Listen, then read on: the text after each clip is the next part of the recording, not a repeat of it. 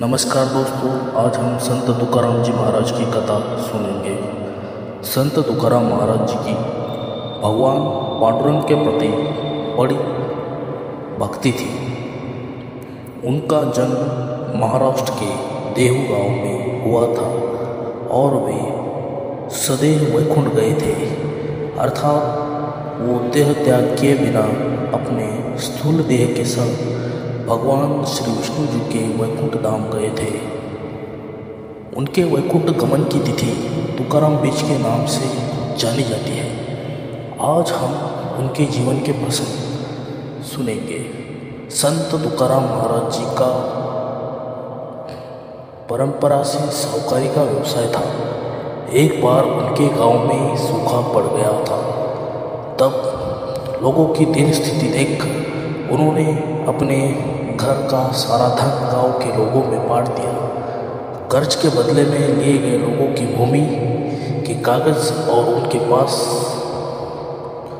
जो थे वो उन्होंने इंद्रायणी नदी में बहा दिए और लोगों को कर्ज से मुक्त कर दिया।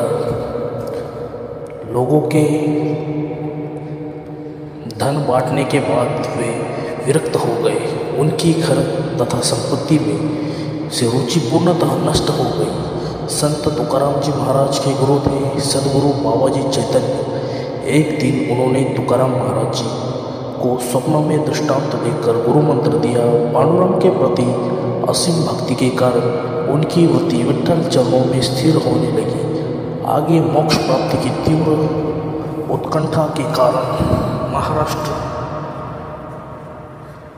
महाराष्ट्र में तुकाराम महाराज ने देहू के निकट एक पर्वत पर एकांत में ईश्वर साक्षात्कार के लिए निर्वास प्रारंभ किया। वह प्रतः दिन एकाग्रता से अखंड नाम जप करने पर उन्हें दिव्य अनुभव प्राप्त हुआ। बाद में उन्हें भजन और अभंग स्फुरने लगे।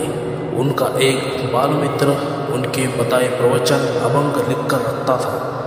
तुकाराम महाराज जी ने अपने अभंगों से समाज को वेदों का अर्थ सामान्य भाषा में सिखाते थे।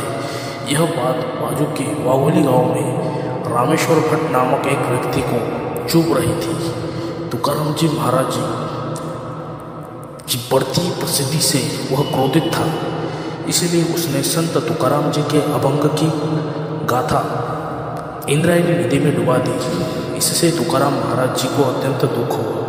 उन्होंने भगवान विठ्ठल को अपनी स्थिति बताई। अपने बाल मित्र से कहा, यह तो प्रभु की इच्छा होगी। ऐसे 12 दिन बीत गए। 13वें दिन गाथा नदी के पानी से ऊपर आकर तैरने लगी। यह देखकर रामेश्वर शास्त्री को अपने कृत्य का पश्चाताप हुआ और वे संत तुकाराम महाराज जी के शिष्य बन गए। तुकाराम महाराज जी भगवान पांडुरंग का नाम स्मरण कर अखंड आनंद की अवस्था में रहते थे। उन्हें किसी वास्तु की कोई अभिलाषा नहीं थी। केवल लोगों के कल्याण के लिए ही वे जीवित थे। स्वयं भगवान श्री विष्णु का वाहन उन्हें वैकुंठ ले जाने के लिए आया था। जाते समय उन्होंने लोगों को अंतिम उपदेश करते हुए कहा, बंधुओं, जीवन व्यतीत करते समय अखंड भगवान का नाम स्मरण करें।